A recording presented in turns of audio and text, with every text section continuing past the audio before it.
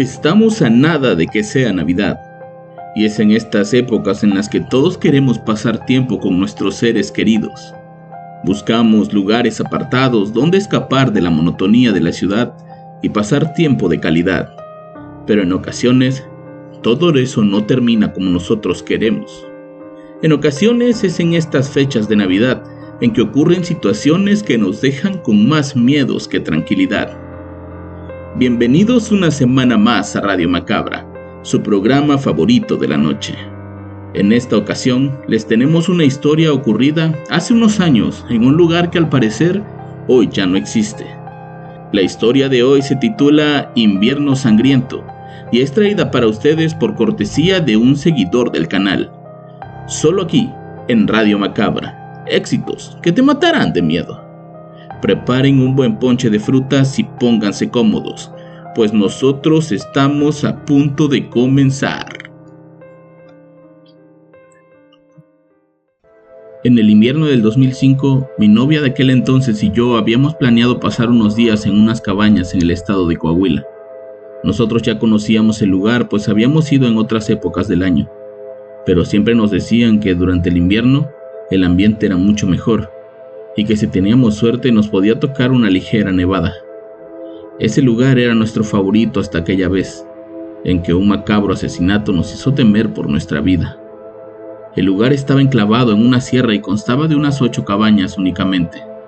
Nosotros recordábamos la entrada, pues tenía varios letreros y decoraciones muy del estilo norteño del país. De hecho, en una ocasión, nos tocó que en la entrada te recibió un espantapájaros de tamaño real, que a pesar de verse un tanto aterrador, estaba muy bien hecho. Cuando fuimos en el invierno ya no estaba, pero muy cerca de las cabañas había un muñeco de Santa Claus en el que todos se tomaban fotos. Ese fin de semana iba a ser especial, pues tenía pensado pedirle a esa novia que fuera mi esposa. Lo planeé con varios meses de anticipación y aparté la mejor cabaña para eso. El lugar estaba medio vacío. Solo estaban ocupadas 3 cabañas en esa época. Una de las parejas que conocimos ahí, todavía puedo decir que son amigos míos. De repente mantenemos contacto y de hecho, para poder recordar mejor esto que les voy a contar, tuve que hacerles una llamada. Recordar ese fin de semana no es grato para nadie. Cuando les digo que pudimos ser nosotros, no estoy jugando, lo digo en serio. Lorena y yo llegamos un viernes casi a las 2 de la tarde. La camioneta que tenía en ese tiempo era algo vieja y tuvimos unas demoras en la carretera. Para cuando llegamos, ya nos esperaban los encargados del lugar. Estaban a punto de entregar la cabaña a otra pareja que la había solicitado un par de horas antes, y ahora que lo pienso, eso hubiera estado mejor. Todavía lo recuerdo. Ese Santa está bien gordo, fue lo que dijo Lorena mientras bajábamos las cosas de la camioneta. En efecto, el muñeco era muy real y tenía una enorme panza, traje rojo con blanco, un cinturón grueso, guantes de lana color negro y un gorro navideño que le llegaba casi hasta los ojos. Era muy parecido al que veíamos en los comerciales de refrescos en la televisión, pero su cara era como de plástico. Los encargados solo nos recibieron en la entrada del predio. No nos acompañaron a las cabañas, ni mucho menos a la entrada. Así que nosotros nos pusimos a descargar todo de la camioneta. Entramos y salimos un par de veces y justo antes de meternos a descansar, ella notó algo. El muñeco había cambiado de posición. ¿Nos está viendo?, preguntó antes de entrar a la cabaña de madera. Pues es el efecto que provocan las máscaras. Hace que desde cualquier ángulo parezca que te miran fijamente, como las pinturas, contesté.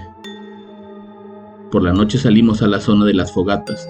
En teoría cada cabaña tenía un espacio para encender un asador o una fogata, pero había una más grande en el centro del terreno, donde quien quisiera podía acercarse. Ahí fue donde conocimos a los vecinos. Paula y Gerardo eran de San Luis Potosí y estaban celebrando un aniversario de casados. Begoña y Mauricio eran de Monterrey y era su primera vez ahí. Estos últimos fueron con los que hicimos una amistad más profunda. La primera pareja solo estuvo un rato y regresaron a encerrarse a la cabaña, justo como debía ser cuando estás celebrando un aniversario. Con los otros 2 pudimos tener una plática un poco más a fondo. Al cabo de 3 botellas de vino y un six de cervezas, Decidimos regresar a las cabañas, pues el frío ya era demasiado y ya no estábamos en condiciones para estar allá afuera. Justo antes de entrar a la cabaña, Lorena volvió a notar algo en el muñeco. Había cambiado de posición, pero bueno, podía ser la borrachera que traíamos encima. Al día siguiente salimos a estirar un poco las piernas. Teníamos que desayunar, pero mi ex tenía esa costumbre de salir a correr antes de cualquier cosa. Y aunque el frío hacía que mis ganas de correr se extinguieran, tuve que hacerlo, pues ella estaba muy emocionada. Al regreso nos encontramos con Paula, quien fumaba un cigarro en una de las bancas de madera que estaban cerca de la fogata grande. Se veía cansada y muy nerviosa. Gerardo venía con un termo de café y 2 tazas, así que nos quedamos con ellos a platicar. Durante la plática se me ocurrió hacer el chiste de que se notaba que no habían dormido nada, haciendo referencia a que posiblemente la habían pasado toda la noche celebrando como pareja. A ellos obviamente no les hizo mucha gracia. Por el contrario, ese tema les hizo tomar otra actitud con nosotros. Según Paula, no había podido dormir en toda la noche a causa de unos extraños ruidos, ya que decía escuchar pasos alrededor de su cabaña, como si alguien estuviera merodeando por ahí. En un momento de la noche se levantó de la cama y se fue hacia una de las ventanas. Desde ahí pudo ver que nosotros seguíamos sentados alrededor del fuego y mientras nos veía, vio una figura extraña pasar agachada por esa ventana. Eso la asustó, pero vio a Gerardo completamente dormido y no lo quiso despertar. Habíamos estado haciendo el amor con la ventana abierta, pensando que nadie nos iba a ver. Ustedes estaban muy lejos y todo estaba oscuro, nos dijo ella. Gerardo por su parte dice que Paula lo despertó casi a las 4 de la madrugada, cuando nosotros ya habíamos entrado a dormir a nuestras cabañas. La razón era que seguía escuchando pasos y una especie de respiración profunda cerca de la puerta y las ventanas. Sin duda estaba muy asustada y no quería dormir, pero tampoco se quería quedar despierta toda la noche. Decidimos dejarlos solos y regresar a desayunar. Más tarde salimos a pasear por la zona. Yo estaba tomando valor para proponerle matrimonio a Lorena cuando regresáramos durante la comida.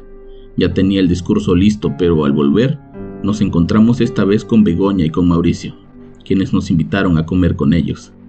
Aceptamos más que nada porque nos habían caído bien la noche anterior, y después de lo que nos había contado Paula, no queríamos estar solos en la cabaña. Durante la comida, les contamos lo que nos habían dicho más temprano, y ellos nos dijeron que habían tenido una experiencia parecida, pero que pensaron que podía ser algún animal nocturno y después de un buen rato, se quedaron completamente dormidos.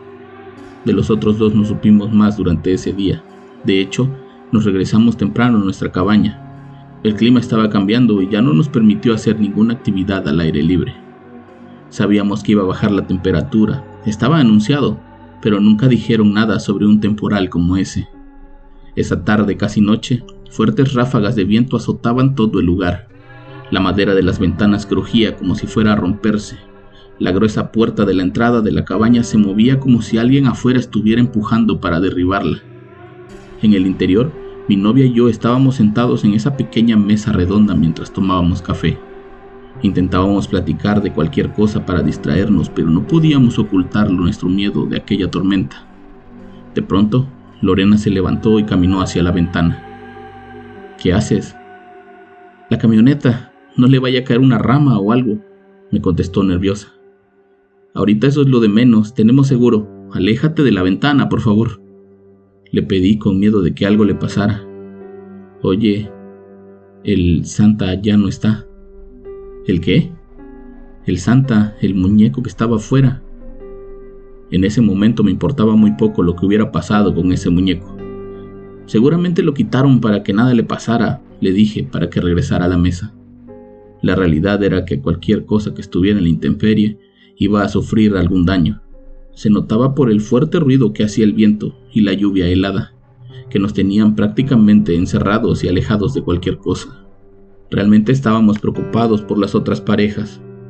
Gerardo y Paula no estaban teniendo un fin de semana muy agradable debido a los sustos que habían estado recibiendo, y seguramente la tormenta no estaba ayudando para nada. Me voy a asomar a ver si están bien, dijo Lorena. No abras las ventanas, por favor. Aunque te asomes no vas a ver nada bajo esa lluvia. Es que escucho gritos, como lejanos y apagados, pero los escucho, me dijo mientras se tronaba los dedos de las manos. Es el aire, contesté ya molesto. Los árboles provocan ruidos que parecen gritos o lamentos. ¿Tú crees que con esa tormenta vas a poder escuchar si alguien grita en otra cabaña? El error fue mío. Ella tenía razón. Cerca de las 8 de la noche, aquel vendaval comenzó a cesar. La lluvia había parado y el viento comenzaba a ser menor. Aún no podíamos abrir las ventanas del todo, pues se sentía el golpeteo del aire con la madera, pero ya estábamos más tranquilos. El semblante nos había cambiado y el ánimo también. Se nos ocurrió hacer algo de cenar, algo caliente. La noche afuera se quedó completamente en calma con el paso de las horas.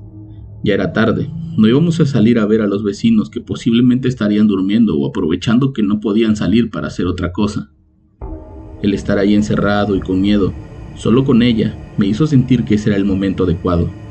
Me hizo sentir que ella estaba a salvo y a gusto, así que sin pensarlo, fui por la pequeña caja de terciopelo rojo y me hinqué. Ella dijo que sí. Esa noche hicimos el amor, todo parecía ser perfecto. Explotábamos de amor y nos sentíamos felices, seguros el uno con el otro, hasta que en un momento Lorena gritó: ¡Hay alguien afuera! Su grito coincidió con el azote de la puerta principal y luego hicieron lo mismo con las ventanas. «Es el aire», contesté. «No, no es el aire», respondió ella mientras se vestía rápidamente. «Vi la sombra de unos pies parados afuera mientras empujaban la puerta». «¿Estás segura? ¿Crees que preferiría vestirme?»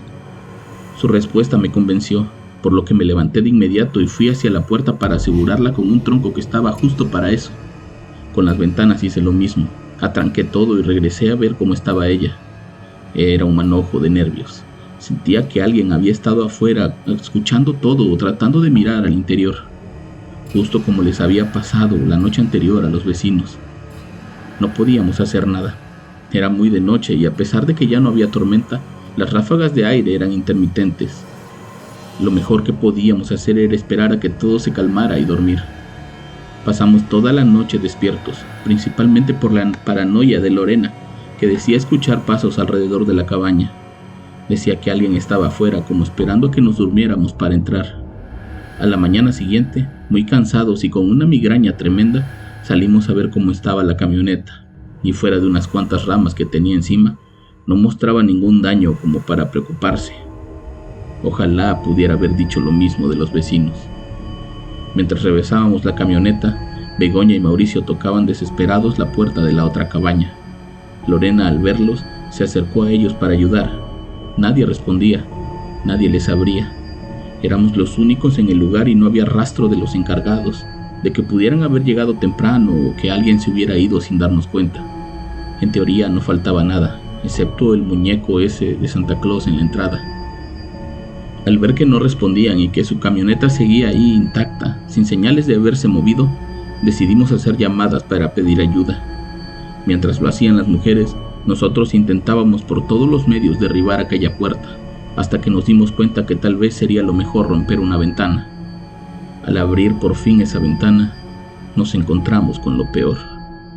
Los cuerpos inertes de aquella pareja estaban regados por el piso de la cabaña. Literalmente regados. Ya ustedes pueden hacerse una idea de lo que vimos esa mañana. El día que lo hablaba con Mauricio, volví a sentir cómo se me revolvía el estómago. Otra vez. Aquella vez nos pidieron dar una declaración ante la fiscalía, pues al ser los únicos en el lugar, teníamos que decir todo lo que recordábamos. En parte éramos sospechosos, pero las pruebas no nos incriminaban, por lo que quedamos en calidad de testigos. Yo dije todo lo que recordaba, pero me faltó un detalle que los demás sí dijeron. Todos nombraron al muñeco de Santa que estaba en la entrada.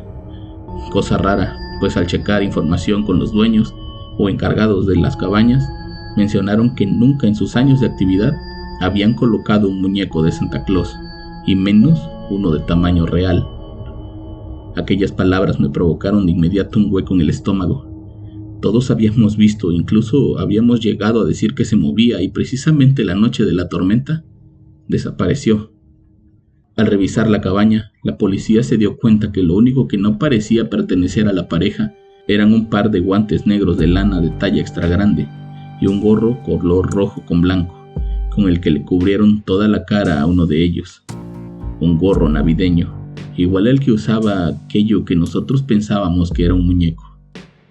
El asesinato de esa pareja nunca se esclareció, a pesar de que por varios años se nos investigó como probables partícipes del homicidio. Nunca tuvieron las pruebas suficientes para probarlo. Aquello hizo que mi vínculo de amistad con Begoña y Mauricio se fortaleciera, pero mi relación con Lorena se terminara, pues nunca pudo superar lo que vivimos aquel fin de semana. Me recriminaba por no creerle en su momento y por no haber ayudado a aquellos chicos cuando me dijo que escuchaba gritos. Sentía que de alguna manera pudimos haber hecho algo más y yo no quise. Hace 2 años recibimos un correo electrónico de quien era el encargado de la investigación.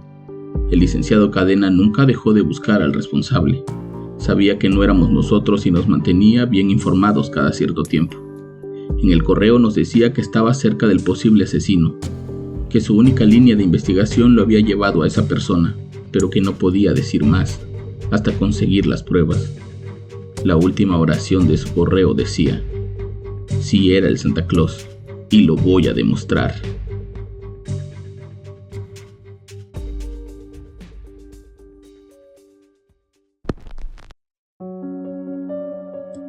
Espero que esta historia les haya dejado mucho en qué pensar. Disfruten a sus familias, pues no sabemos hasta cuándo los vamos a tener con nosotros. Yo los espero la próxima semana con más historias y con más Radio Macabra, éxitos que te matarán de miedo.